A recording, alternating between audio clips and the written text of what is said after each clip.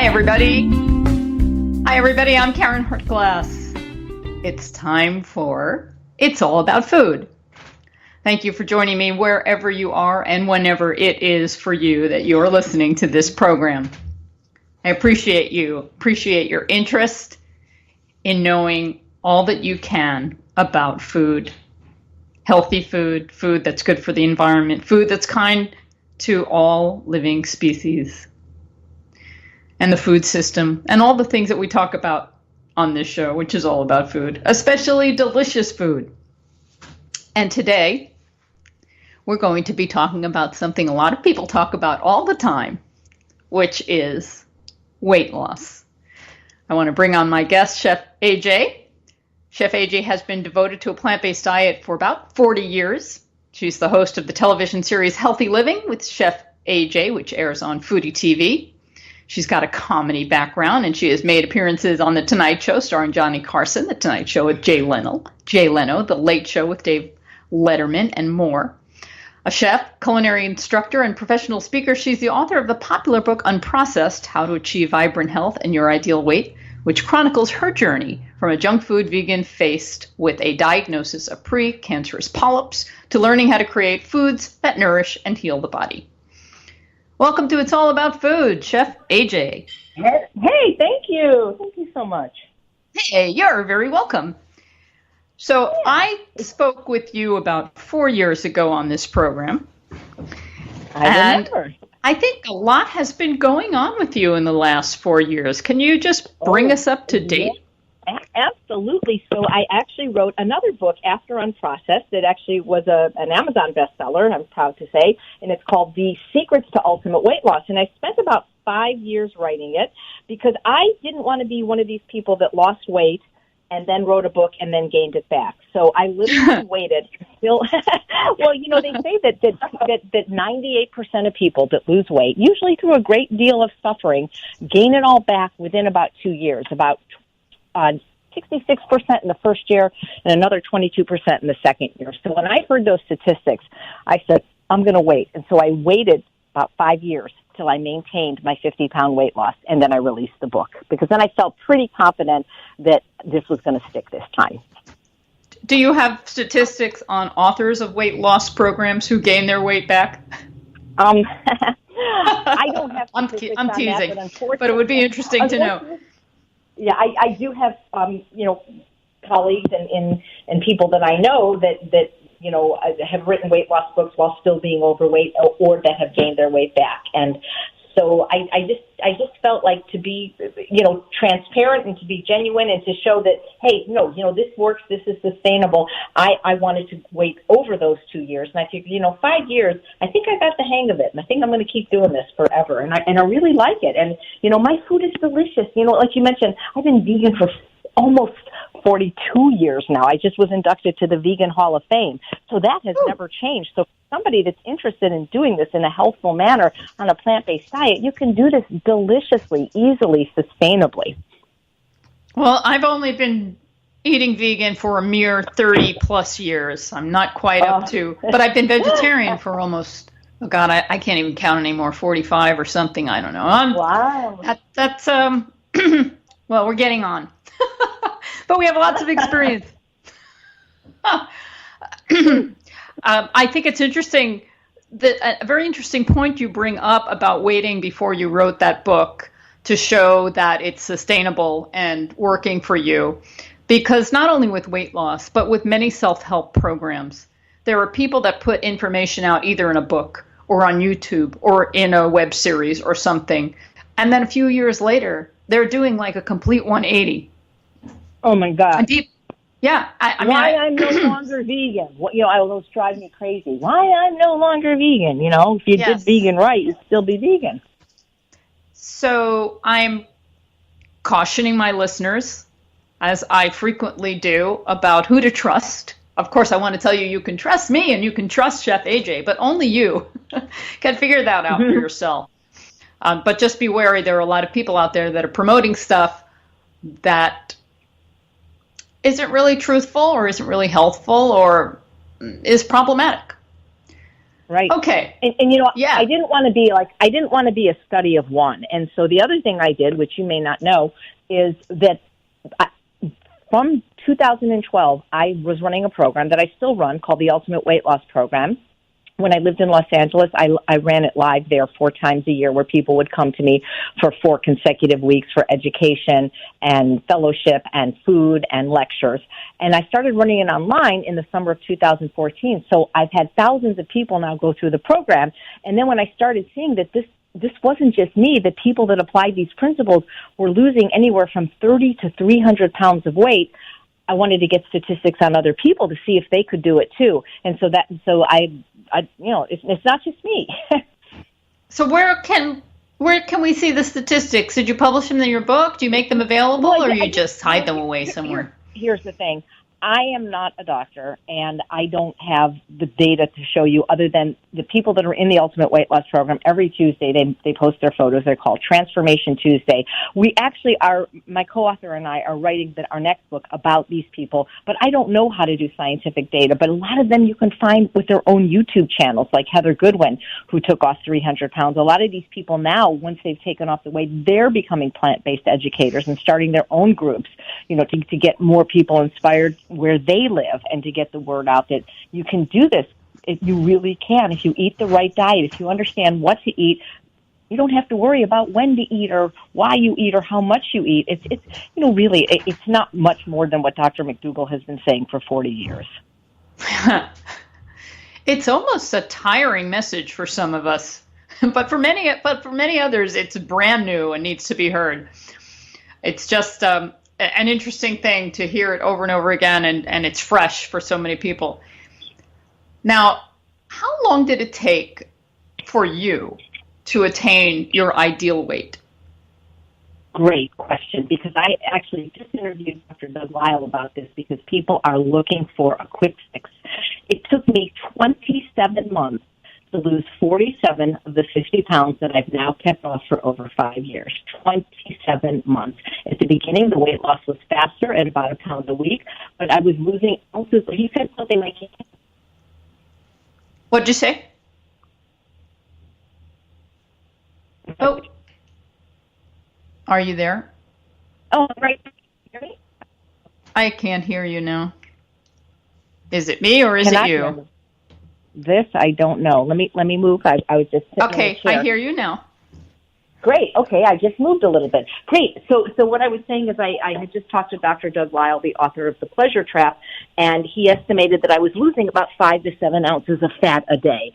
The people look to the scale to see how fast they're losing weight, and you don't lose weight quickly over days, and you don't even lose it over a week. You lose it over months, which is why he recommends we don't weigh ourselves more than once a month, preferably once every 3 months, because a deficit of 3,500 calories is about 1 pound of body fat.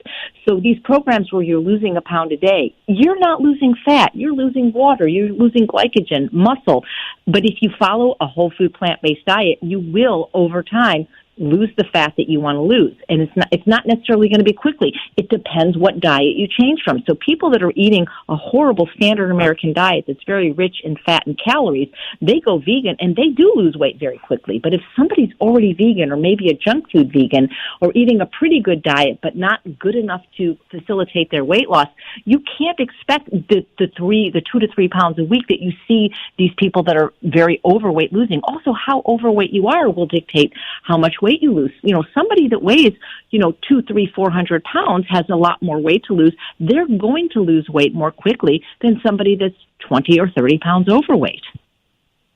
I think the idea is once you've lost a bunch of weight and you're on the program, just to relax and go with the flow, enjoy your food, and over time, that extra stuff is just going to melt away. It's almost mindless. But you just find, oh, I'm a size smaller all of a sudden. What's happening? But it's safe that way to go slowly. And it's not difficult. It's more sustainable because when you go quickly, then, Dr. Goldhammer has talked about this, is when you lose weight very quickly, it sometimes can even increase cravings because, in nature, our ancestors were never overweight.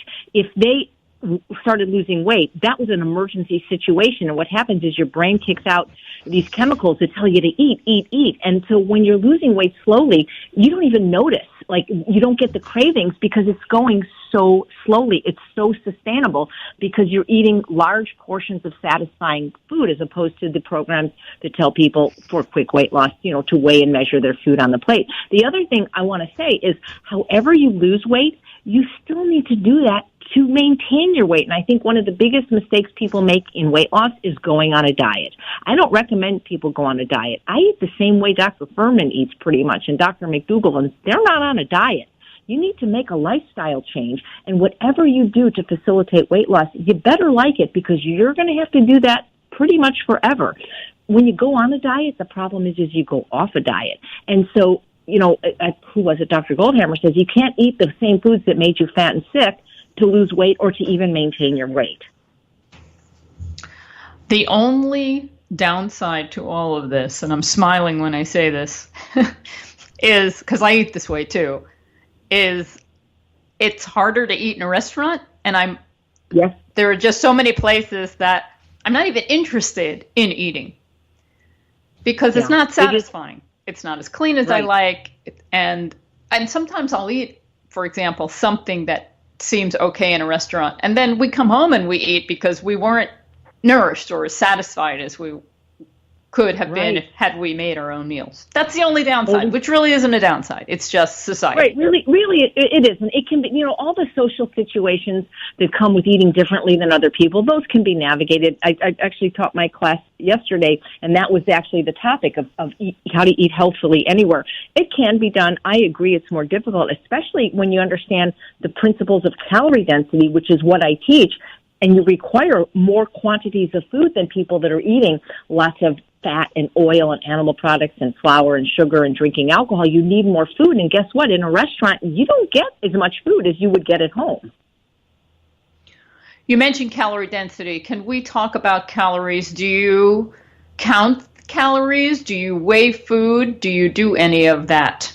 No, I don't. And calorie density, we could talk about this all day, because this is my passion, and this is what I talk about food all day. Yeah. Well, calorie density is amazing, because when I went to the True North Health Center in January of 2011 as a patient, 50 pounds more than I weighed now, I saw the psychologist there, Dr. Lyle, and he basically said to me that I didn't have emotional problems that were causing me to eat and be overweight. He said I had math problems. And when he sat down and explained calorie density to me, my life changed. Calorie density isn't counting calories. It's not about counting calories, carbs, points, or weighing and measuring your food on a plate. Calorie density simply means the amount of calories per pound of food. And this was something that was studied extensively by a researcher in Penn State University named Dr. Barbara Rolls, who wrote a series of books. She's not vegan, but the science, you don't need to be vegan to understand the science of what she calls volumetrics. Food ranges in calorie density, which is calories per pound of food, from about 100 calories per pound, which is non-starchy vegetables, to 4,000 calories per pound, which is all oil. What that means is that there is a 40-fold difference in the calorie density of foods. Now, to understand calorie density and implement it in your life, you don't have to memorize how many calories in a cup of blueberries or in a half a cup of rice. You just have to know the average calorie density of a few food groups. For example, non-starchy vegetables, 100 calories a pound raw, 200 calories a pound cooked. Fruits, between 200 and 300 calories a pound. Starchy vegetables, like potatoes, sweet potatoes, and squashes, about 400 calories a pound.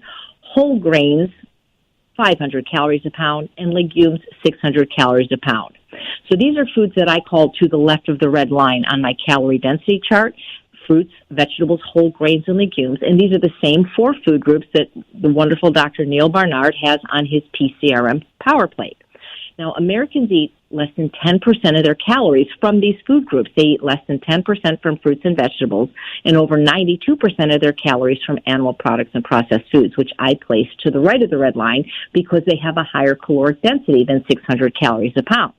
what the research shows is if you keep your average calorie density to about 567 calories per pound or less, most people can eat a style known as ad libitum, where they're eating as much as they want, as often as they want, whenever they want, until they are comfortably full, not Thanksgiving, I'm going to throw up stuff full, and they will get very close to their ideal weight. So there is no weighing, measuring, counting calories. It's just eating the right foods. But the problem is most Americans don't eat very many of those foods. Even vegans, I've known vegans that eat 100% of their calories from processed foods, from the fake meats and the fake cheeses and the tofuty cuties and things like that. Now, if you're not overweight or aren't concerned, it's not a problem.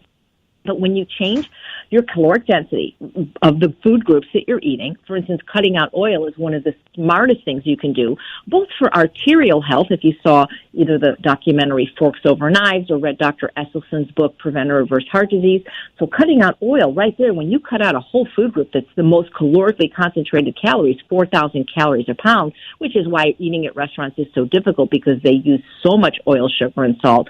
But just cutting out oil, you will lose weight. You know, when we went, we call it SOS-free, sugar, oil, salt-free, like Dr. Goldhammer at True North coined. I actually add 2 letters to it, F&A, flour and alcohol, SOFA-free. But just cutting out oil, which is what we did in 2008, I didn't tell my husband that we were stopping oil. Once I heard Dr. Esselstyn talk about how it injures the endothelial cells, which is the lining of your circulatory system, and I wanted to be bulletproof against heart disease, a disease that claimed the lives of so many in my family. I thought, well, this makes sense. I don't need to eat oil. And actually, of oil, sugar, and salt, oil is probably the easiest thing to omit. But we went SOS-free August 1st, 2008. I didn't tell my husband because you don't really miss the oil. You can still use nuts and seeds and avocados if you want some of the richness in your sauces or salad dressings. About 7 months after that, my husband, who was already a lean vegan at 6 feet tall and about 160 pounds, one day we went to a bar mitzvah, and he doesn't normally wear a suit or a belt. And he went to put his belt on 7 months later, and he couldn't belt it anymore. It was too big. And we don't normally weigh ourselves, but he stepped on the scale, and he lost like 9 pounds.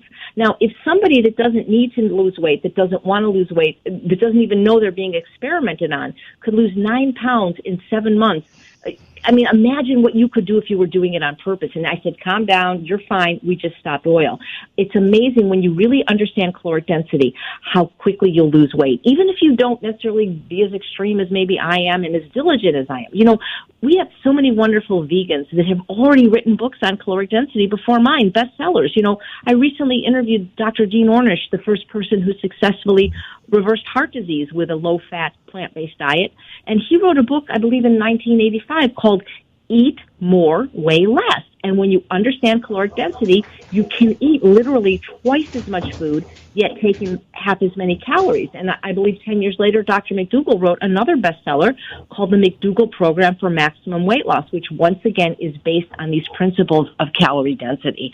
And once I learned this, it was like, you know, the world opened up to me because I didn't have to portion control or worry about how much I ate. Just changed what I ate. You change, you know, it's like losing weight with a full plate. It's the people that understand this and implement it. We are so happy because we can eat such large quantities of, you know, oven roasted sweet potato fries and salads and rice and beans, and it's so satisfying. You know, satiation, that feeling you get that tells you to stop eating.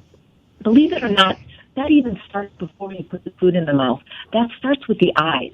And so when you see large portions of delicious food, as opposed to these people that, you know, weigh out their 4 ounces of protein and avoid starch and whatever they're doing on their 17 ounces of food a day or whatever they get, when you see large portions of delicious food, you expect to be satisfied. And the foods that I mentioned that have the lowest caloric density, the fruits, vegetables, whole grains, and legumes, well, first of all, they also have the highest nutrient density. But what they have that animal products and processed foods don't have is they have fiber and they have water. You see, animal products and processed food have no fiber and have no water, which means you're going to overeat on them, because when you eat foods, whole plant foods, with their fiber and water intact, fiber and water together creates what's known as bulk. Sort of like if you imagine taking a sponge and putting it in water and that sponge expands. Well, bulk is what creates satiety, which tells you to stop eating. You know, we have these mechanisms of satiety. We have stretch receptors, nutrient receptors, and calorie receptors. Well, when you're eating most of your calories from animal products and processed food, there's no fiber, so you can't activate your mechanisms of satiety, your stretch receptors, until you eat an unthinkable amount of calories. And since animal products and processed food also have no nutrients, you never activate your nutrient receptors, again, being driven to overeat on calories. And so when you eat the foods that are lowest in calorie density, highest in nutrient density, with their fiber and water intact, not making juices out of them, things like that, you get so full so quickly and so satisfied, and it makes it so easy to lose weight with a full plate. Wow, did you get it? Did you get all that, everybody? That was a big mouthful. Just let's breathe for a moment and digest all that. That was amazing. I made a few notes while you were talking because I wanted to circle back to some of those thoughts. And the first thing is, when we tell people to go oil-free, many people who've never heard of it before just have that deer in headlights look. Like, I can't imagine not consuming oil. I can't cook with oil. And then, of course, as soon as they try it or taste it, they realize how unnecessary it is. It's all of these extra hidden unnecessary calories. And it's funny because we've been doing this for a while now in my home, and my partner Gary and I, we both cook. And I made a couple of stir fries yesterday, and he said to me, did you use oil making these dishes? And of course I didn't. But, you know, it's so easy to put flavor in foods. You don't miss oil, period. Right. But do you know that actually oil masks the taste of the food? And Chef Ramses Bravo, the executive chef of True North, does an experiment in front of people to show what he's talking about. Oil actually coats the taste buds of your tongue. And when you eat oil, you have to use so much more salt to taste the food because it's like a blanket on your tongue. And so when you stop using oil, it makes it easy to either eliminate or reduce the amount of salt. And he does this experiment where he makes these salad dressings with or without, and people can really understand it. No, it's really coating the taste buds of your tongue. Now, you know, think about it. Like, even when I grew up, I don't remember my mom, I'm almost 60 years old, using that much oil. I mean, oil obviously was used to fry, but it's a pretty recent phenomenon, people, you know, eating oil. When people say, oh, oil's healthy, well, here's the thing. If you really believe that oil is healthy, anything that's in that olive oil, wouldn't it be in the olive that it came from? But when you process olives, which are about, I think, 500 or 600 calories per pound, into olive oil, you make it calorie-rich and nutrient-poor, and any beneficial component of that olive, the whole natural food, the water, the fiber, the vitamins, the minerals, the phytochemicals, the antioxidants, the micronutrients, these are thrown away in the processing, and you're left with the non-nutritive portion of the food. You know, when you ask people the definition of a junk food, they'll often say, well, it's a food that's high in calories and low in nutrients, and people often cite sugar as being a junk food. Well, sugar's only 1,800 calories a pound. Oil is more than twice as calorically dense as sugar. Now, why do people like it? Well, I can tell you why they like it, because we're genetically hardwired to prefer the most concentrated source of calories for survival.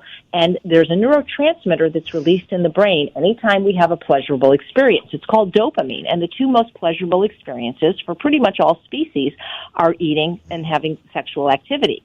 Well, you know, if oil is 4,000 calories a pound as opposed to the 100 calories a pound that your steamed kale is, you're going to get a lot more hit of this dopamine from eating these concentrated calories from fat.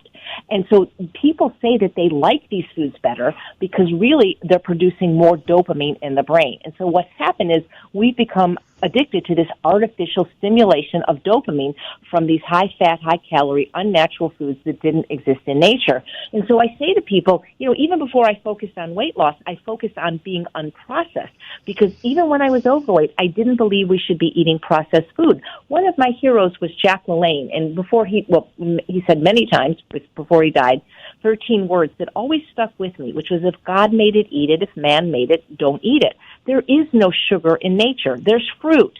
There is no oil in nature. There's fat, like nuts and seeds and avocado, which, by the way, were seasonal and our ancestors didn't eat tons of them, certainly not every day. And there's really no salt in nature. There's green vegetables that are salty. And so people really have got addicted to, eating a diet high sugar, high fat, high salt, and in combination with each other. What's interesting, Karen, is in nature, our ancestors never had sugar, fat, and salt together. But when people say they're addicted to sugar, it's not Twizzlers. I don't know anybody that goes to Gummy Bears Anonymous. It's sugar with fat. And people say, oh, I'm such a salt addict. People aren't addicted to steamed broccoli with some sea salt sprinkled on top. It's salt and fat, like potato chips and French fries. So we were never designed to eat sugar, fat, and salt together. In nature, it never happened, and this is a very recent phenomenon. And there's been many wonderful books written on sugar, fat, and salt and how addictive they were. Dr. David Kessler, he was the head of the FDA when Bill Clinton was president, and he wrote a book called The End of Overeating, which explained how sugar and fat and salt are addictive on their own, but even more so in combination with each other, which is basically what restaurant food and processed food was.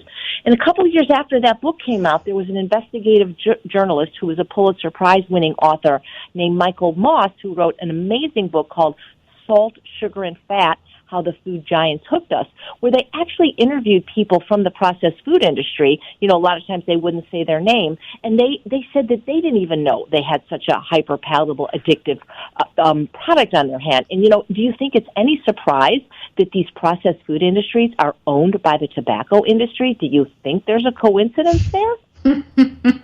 Duh. Yeah. I want to go back to Dr. Doug Lyle's math or emotional problem with you. And I love anything that's a math problem, so I was glad to hear that we could frame caloric density as a math problem when it comes to weight. But what about emotional problems? Emotional problems seem to be one of the biggest factors with people and weight loss. Absolutely. And I'm not discounting that people don't have them, and I have them too. But I would ask them to at least look at the other side and look at some of the videos that I've done on my YouTube page, Chef AJ, with Dr. Lyle, where he's addressed emotional eating. There's a place in Santa Rosa, California, that's been there over 30 years called the True North Health Center. It's a medically supervised water-only fasting center that was founded by Dr. Alan Goldhammer, who is the co-author of The Pleasure Trap with Dr. Lyle. Now, people go there for various reasons. It's not just from being overweight. They often have autoimmune disease or heart disease or diabetes that they're trying to reverse through water fasting. But you don't actually have to water fast there. I never did. You can just eat this ad libitum style and be an unrestricted feeder. People go there with varying degrees of mental health and emotional health. Yet when they're at the center, they all lose weight. When you change your environment and you change your behavior, I'm not saying that horrible things haven't happened to people in the past, myself included, trauma, but that is not the primary reason you're overweight. It's the food. It's the food. Now, sure, can stress or emotions cause you to eat things that maybe, wouldn't serve you? Absolutely. But if you had a clean environment, which is what I recommend in the Ultimate Weight Loss Program, I have a saying, if it's in your house, it's in your mouth. If you had healthy food ready at all times and there were no alternatives, you still could be healthy and lean regardless of any emotional things that happened to you in the past or the present. So I'm not saying it's not important, but it's not the reason that you're overweight today. It's a tough problem because people can change their environment, and when they do that, they need to progressively change their habits and their behaviors. Because when a trigger comes along, no matter where you are, it could lead you back to your old comfort zone, which could be binging or eating certain foods that you shouldn't eat. Absolutely. I can't speak on the subject because I have never had a weight problem. I think I'm a pretty emotionally together person, and I work to help people as often as I can, but I am not in the head of people who have had all kinds of abuse or trauma or whatever it is that causes emotional eating. Mm-hmm. It's a tough one. Yeah, and I'm not diminishing it. I really am. I hope I'm not coming off saying, well, just change the food. I think that people that have had trauma and abuse absolutely should get help for it. But I think that if they could just listen to some of the lectures that Dr. Lyle has given on emotional eating, knowing that's one path. You still need to change the food. You know what I'm saying? You want to get treatment, and you want to also change the food. You want to do both, in other words. And there are people that really have believed that, no, that this is the reason I'm overweight. I had this horrible thing happen. I have this stress in my life. Let me talk about stress for a minute, because even people who didn't have abuse or trauma, most people do have stress, Karen, at some time in their life. Most of us don't live an idyllic, stress-free life. But what I want to say, one of the most important things I would say to everybody, whether they're overweight or not, just if they want to eat healthy food, is preparation trumps motivation. And so where stress can be a problem is that you get knocked off your healthy routine. So, for example, like a lot of people say, well, my dog died, or there was a death in the family, or an illness, and then I started gaining weight. Yes, was it sad? Absolutely. But a lot of times what happens is stress puts us in a time crunch. So when we have this elderly parent that now is diagnosed with Alzheimer's, and we're spending 4 hours a day tending to them, we often neglect ourselves. We forget to exercise. We forget to prep our healthy food. So what I think happens is stress makes us more vulnerable to the pleasure trap, to these foods, because we don't have as much time to prepare. This is all true. And I'm feeling it the last 2 weeks. I've had 4 people die that I know that are close to me. And I'm currently remotely managing my mom, who has dementia. And that's an interesting project. But when I do visit her, I always make lots of healthy food, and I put it in her freezer and do the shopping for her. And at least I know I have something to eat, and then she can always eat whatever it is she chooses to eat. Yeah, stress is a big factor, not just for weight issues, but for all chronic diseases. Stress should not be put aside or ignored. It affects our entire body. And a little bit of stress is good when we're exercising, for example, and maybe we're walking or we're running or we're doing something. If we stress ourselves for a few seconds or a minute or something, that teaches the body to handle stress in certain ways. But continuous chronic stress will lead to chronic illness. Yeah. Let's go to one of my favorite news subjects, the ketogenic diet. Do you have any thoughts on the ketogenic diet? Well, I know it's not good for you. I'm not a doctor, but I just interviewed for the Real Truth About Weight Loss Summit 34 experts, most of them medical doctors, and it's horrible. You will lose weight very quickly, but you'll lose weight quickly if you, get addicted to cocaine or do chemotherapy. That is not the diet consistent with our species' natural history. We just didn't eat a bunch of fat. We're naturally, we're herbivores. We're not. What would you call that? Eating a bunch of fat? Fativores? I don't eat. There's a good one. Fativores. Yeah, that is the most, as much as I dislike some of these other diets, like the paleo diet, at least they're letting you have, some semblance of what I would consider normal food. But that is crazy. Brenda Davis, this wonderful plant-based dietitian, has a wonderful YouTube on this where she deconstructs both the paleo and the keto diet. Even if it were healthy, which it isn't, I can't imagine it being satisfying. Not eating fruits and vegetables and whole grains and legumes and potatoes. I cannot imagine a worse diet other than maybe just that. There's a new one now called the carnivore diet, where I guess they just eat a bunch of meat.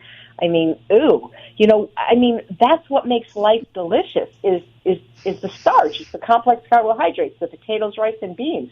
Without that, how can anyone ever feel satisfied, let alone be healthy, One of the funny things that I heard with someone who was struggling on a paleo type of diet is he kept thinking of different ways to make bread because he was just craving carbohydrates.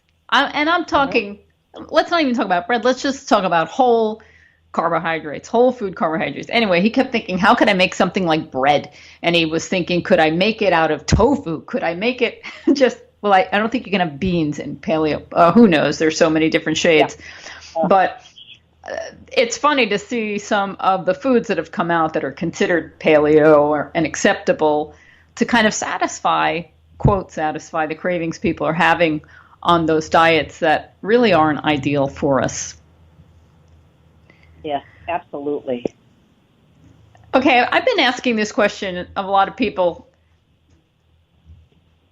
What have you learned more recently that's new or insightful about healthy eating that you didn't know when you got started, let's say 40 plus years ago?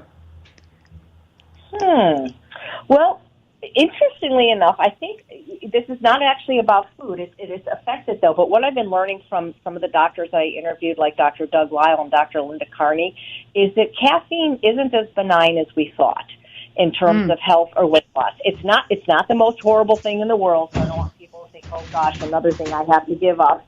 Is Dr. Lisle says it's a minor sin. But for people that are struggling with weight loss, it really can have some effects on you, because it disrupts your sleep, and that makes it often harder, for people to stay on a healthy eating path. People think that a cup of coffee in the morning, it's like it's no big deal. But with and I've interviewed 2 sleep doctors now, and that caffeine in the morning, caffeine has a 17-hour half-life. Even if you drink in decaf, there's still about 25% of that caffeine. And it really can disrupt your ability to have deep sleep so that you don't wake up feeling refreshed in the morning, and it becomes like a vicious cycle. And what I learned from Dr. Linda Carney is that it can actually cause you to store fat. And she talked about the mechanism. I'm not going to be able to explain this to you the way she did, but that for some people, especially women, it can actually cause you to store fat. And I'm like, wow. And that it can actually cause people to have cravings, particularly in the afternoon for sugar, which is when a lot of people, quote, fall off their diet. So I thought that was pretty interesting that there actually is some effects to it for some people, especially those struggling with weight. Yeah, coffee and caffeine. I have a data point of 1. My partner, Gary, he drank coffee a lot, and then he moved to tea and would drink a lot of tea, and then he completely stopped, and he had sleep problems. And it took about a month for all of that to clear away, the anxiety and the sleep problems, and it definitely was caffeine related. What I'd like to see, and I haven't seen, is because there are the research is mixed, the studies are mixed, where some show that coffee drinking will help with Alzheimer's and other chronic diseases. But I don't think those studies were done on people eating an SOS-free whole food plant diet. Right. And maybe if we compared people eating what we consider a healthy diet and then some other diets, and the impact of coffee and caffeine on all of them, we might see a different picture. Yeah, none of the studies that people tout are ever done on people that eat like us. It would be really like in the ones that say, people, vegans that eat nuts live longer. Nobody's ever studied me or people that eat like me. You know what I mean? I don't think because there's enough of them. Well, we're slowly taking over. I think we'll start to see more information. Okay, now let's talk about your upcoming series, The Real Truth About Weight Loss. What is it? When is it? Why is it? Well, why is it? Why? Because I want people to know the real truth. Because if people are still saying, well, what about the keto diet? They don't know the real truth yet. And so I am so passionate about people knowing the truth because I do believe the truth will set them free if they want this information. Some people are happy just eating the way they are and being the way they are. And again, this is not about vanity. The most important thing I learned, and I want to say this, is it's not to shame or blame anyone for being overweight, because you're going to learn if you listen to this free summit, March 16th to 24th, that if you are overweight or obese, it is not your fault. but that it's not just about health at every size, because there is a risk being overweight. And we're not talking about being obese or morbidly obese, but even being like 30 pounds overweight, which pretty much most Americans are now, over 75%, depending on who you talk to. Dr. Furman says it's more like 90% are overweight or obese, that there are risks, that there are 16 cancers that are prevalent in people that are overweight, that your risk of type 2 diabetes is something like 60 times greater when you're overweight. And you don't have to be, like I said, obese, even, carrying an extra 20, 30 pounds.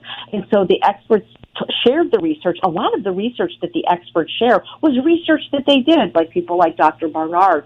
And it was just amazing that I never thought about that. I always thought about the people that come to me for weight loss. They're usually women, and they want to lose weight, for their daughter's wedding and for their high school reunion. I never really thought about the dire health risks that are associated with being overweight. And these doctors will shed the real truth on this. And it was interviewing, I had met Dean Ornish, but to be able to interview him, such an honor. And doctors that are plant-based that maybe are lesser known, like Dr. Terry Shintani from Hawaii, that just know this information and have been utilizing it in their practice for 40 years and helping people all over the globe. And I really think it's going to be mind-blowing for many people, especially people that are still thinking, well, maybe low carb is good and maybe animal products is good. One of the things that all the experts agreed on is that when you eat the diet that you and I eat, the diet we recommend, a whole food plant-based diet, either with no sugar, oil, salt, or, limited, not that everybody has to do 100%, but when you eat a whole food plant-based diet, the diet that you eat that is going to help reverse any disease you have, like type 2 diabetes or heart disease or autoimmune disease, that is the diet that is going to help you lose weight, so that you don't need to have this diet for weight loss and this diet for diabetes and this diet for lupus. That there really is not much that a whole food plant-based diet can do. And that when you eat in a manner to experience optimal health, disease prevention and disease reversal, the weight does fall off. That you don't have to focus on weight loss. That when you focus on health, the weight loss will happen. Period. Amen. Yep. Beautiful. So the dates are March 16th to 25th? Right. March 16th to March 24th. It'll go from a Saturday to a Sunday. I believe that's 8 days, so there'll be about four interviews a day, a couple of days. Let's see, I'm bad at math. It's like 3 to 4 a day. I'm bad at math. That's how I got overweight, because I didn't understand calorie density, but I really am bad at math. I was always dyslexic with numbers, so I am bad at math. But it's Saturday, March 16th to Sunday, March 24th. Absolutely free to sign up and to watch and to listen, and I think people are really going to enjoy this. And, we have mostly doctors, but there were some people that were influencers, people that lost not tremendous amounts of weight, themselves, and that will share their story with you. And, doctors, dietitians. We have Chris Wart from Chris Beat Cancer. While he's never been overweight, he sure knows the cancer risk from being overweight. Fabulous interview. I enjoyed it. It really, was one of my greatest pleasures in life to get to talk one-on-one to these people, like sitting down in your own living room, and it's like, wow, I get to talk to you. Wow, this is like, Dr. Mcdougal was the last one I actually interviewed, and just, it's like he's been saying it for 40 years, and I'm thinking, why do they put butter is back on Time magazine instead of Dr. Mcdougal and a potato? Because, it's weight loss is simple. Now, it's not always easy. I agree. We have stress. We have busy lives. But it's really very simple. Eat fruits, vegetables, whole grains, and legumes. Take a walk around the block. Get in the sun. And get a good night's sleep. And it really is that simple. Is it easy? Not for everyone. But that's really all you have to do. It is mind-blowingly simple, and mind-blowing that it's so hard to convey this information to the masses. But we're getting there. It's happening. The food continuum, the average is moving towards plants. We're getting a lot more press than we ever did before. Plant-based and vegan, these are regular vocabulary words in most people's conversations. We're on TV shows and movies. There's always some quirky vegan character. that maybe Yep. the story's making fun of, but at least we're there, making headway. Absolutely. Okay, last question for you. Do you have a favorite food or favorite dish? Oh, yeah. I mean, well, people ask that a lot when I do these summits, like if I was on a desert island. I got to say sweet potatoes, especially the Hana yam or the Japanese sweet potatoes. I could eat sweet potatoes, but I do eat sweet potatoes every day, every way, mashed, baked, broiled, steamed, boiled, microwave, air fried. I mean, I could live on them, like the Okinawans who eat something like 72% of their calories from them. I find them incredibly satisfying and delicious and satiating. And boy, I mean, a life without potatoes to me would just be an existence. I'm right there with you. I'm nuts over sweet potatoes, purple potatoes, and I think it's the Japanese ones. One of them, it's a light yellow, and it's like candy. So sweet. Oh my God, that's sometimes the Hana. even too That's sweet. like that's. Oh, it's sometimes too sweet. You're right. Yes, and you know what's great about them too? You were mentioning about eating fiber and bulk. When you eat sweet potatoes, everything moves in You're not and kidding, out. Absolutely. Moves. It's a smooth move. Absolutely. Okay. Very good, Chef AJ. You are a powerhouse of information. Very wonderful information, and I'm so glad you're out there doing what you're doing. I'm excited about the real truth about weight loss, and I hope millions of people take the opportunity to tune in because there's so much there to learn. Thank you for joining me on It's All About Food. Well, thank you. It's been a pleasure talking to you, Karen, and thank you for what you're doing, getting the word out. Yes, lots of food words. Here we go. Thanks again. All right, take care. Okay, bye. Wow, was that something? So that's the real truth about weight loss with Chef AJ, and I will be putting a link at responsibleeatingangliving.com if you want to know more about it. I think you should. It's going to be a really excellent program. Okay, we have about 10 minutes left, and I just wanted to tell you about my week. So I am in the Bay Area in San Jose, California. As you may know, my partner Gary just finished directing Shakespeare's A Midsummer Night's Dream, which was lovely. And at the same time, we lost his dad about a couple of weeks ago, and we're planning a funeral coming up. So a lot of life activities going on.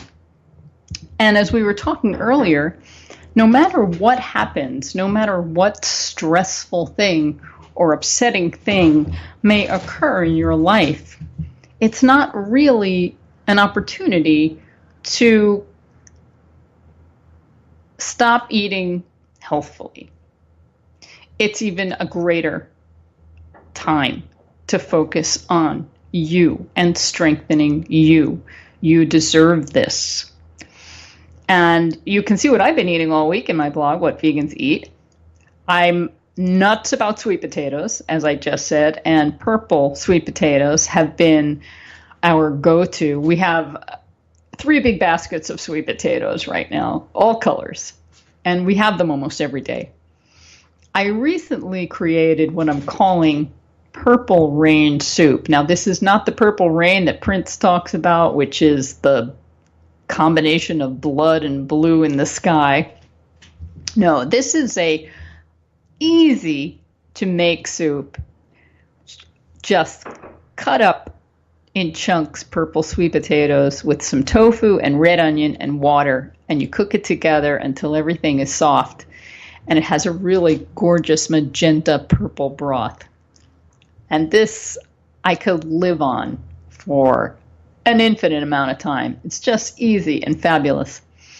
And then a while back I mentioned eating beans for breakfast. Do you eat beans for breakfast? You know, you can eat whatever you want for breakfast if you're eating a whole food plant diet. So just because our culture is used to eating cereals or whole grains, preferably, like oats, and I have plenty of rolled oats and steel-cut oats for breakfast, but sometimes I'm in the mood for savory, and I really enjoy eating beans for breakfast. Sometimes I want to give them a sweeter flavor, and I made a recipe a while back called breakfast black beans. Who remembers it? Raise their hand. I added cocoa powder to it and gave it a chocolatey taste, and I think I sweetened it with apricots or something like that. Anyway, I wanted to do something similar, but I didn't have any cocoa powder. We're traveling. We don't have our kitchen with us. And someone had given me a dark chocolate bar, and I thought for a moment of melting some of the dark chocolate in there, but it had sugar. Maybe a little bit because it's dark chocolate, but I really didn't want to put that in my breakfast black beans. But I added the purple sweet potato, and after I made it and I was eating it, I could taste chocolate. There was no chocolate in there, but I tasted it. Was it the purple sweet potatoes? I don't know. It was just amazing. Am I nutty? Maybe. I'm the one who said purple sweet potatoes taste like donuts to me. So it could all be just me and my crazy palate.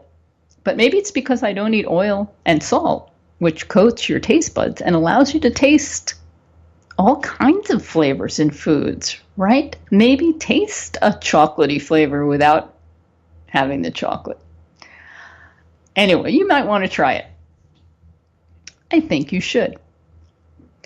Okay. So I mentioned earlier in the program that there are so many experts out there, and we talked about how some experts are promoting something and then a couple of years later or whatever, they fall off the wagon or they completely flip 180 degrees. This is really troublesome because people are confused when it comes to healthy diets, nutrition, healthy lifestyle. We're in an age of so much information, and it's wonderful. The internet is wonderful, the World Wide Web, so much information out there. But unless you spend day and night focusing on a particular subject like food, like I do, or like Chef AJ does, it can be overwhelming. I know. I also spend time working for different clients, vetting certain programs for them, and I get to read and watch a lot of webinar series and give my reviews for them. And so many of them are promoting foods, promoting diets, promoting herbs, promoting diagnostic tools that have not been shown to be beneficial. And it's scary because especially if you're in need, if you're in a health crisis, you need good information. I do my best to share with you information that is true, has been demonstrated, is reputable. And if you have any concerns or questions, you're always free to email me, info@realmeals.org. But it is, like I said, troublesome that there are so many programs out there that are giving misinformation, and people really, really believe. And this is, again, where what's the word I'm looking for? It's just slipped my mind. Somebody help me. When you believe something will work, you have a positive benefit. And we see that a lot with certain programs or foods, for example, that have not really demonstrated anything scientifically, but people believe it. They want to believe it. And that's great because mind is a powerful thing. And I want to leave you with this thought about the mind being a powerful thing. You're feeling stress. You're feeling anxiety. You're feeling all kinds of emotional things. The most beneficial thing you could do right now in this moment is breathe. Concentrate on breathing. Everything quiets down. Taking in a breath, letting it go. Feeling that breath go to every part of your body, going to places that may be tense or tight or sore. Breathing has so much benefit. So I want you to breathe. And when you're confused or reading something and you want to know if it's real or true, breathe. It will really help clear things for you. You could also email me and ask me what I think, and I'm happy to give you an opinion about it. I can't tell you how often breathing has made a tremendous difference. You know, when you can feel the tension coming, things are racing, you've got a lot going on, not enough time, stop and breathe. It's amazing. We all have enough time. There is no time. That's what I like to say. You can do whatever it is you need to do. Just do it and breathe. That's what I want to leave you with today. And one more thing I wanted to talk about when it comes to food. So you're hearing people like myself and Chef AJ and many others talk about all the delicious food that we love. And maybe you're thinking you're bored with this healthy eating. And we recommend eating big salads. And maybe you're bored with salads. I'm never bored with salads. But there are ways to make salads interesting. I want you to love salad as much as I do. So there are ways you can make salad that's easy. You can grab greens in a bag and put it in a bowl. Or you can buy a fresh head and wash it and spin it dry in a salad spinner, whatever works for you. But it doesn't always have to be the same green. It can be a butter lettuce. It can be a romaine lettuce. It can be a Napa cabbage or a red cabbage. It can be kale. It can be collard greens. There are many different kinds of greens, watercress even. You can mix them up. Arugula is another example. Don't eat the same lettuce or greens or reds. I don't know why we call them all greens, because there are reds that can be used in salads too, right? Like radicchio and red cabbage. There are so many out there. And then just a little raw onion, maybe some chopped olives, maybe even some berries. I usually put frozen berries in my salad because I have access to them, and it doesn't take very long for them to defrost. A few raw nuts and seeds. If I don't have time to make a dressing, I splash balsamic vinegar on it.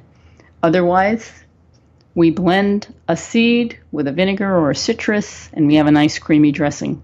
It doesn't have to be that complicated, and it's always delicious. I want to leave you with that. You've been listening to It's All About Food. My guest today was Chef AJ talking about the real truth about weight loss. I hope you check out her upcoming webinar. Visit my website, responsibleeatingandliving.com, my blog, What Vegans Eat. And if you have questions, you can email me at info@realmeals.org. Have a delicious week, everybody.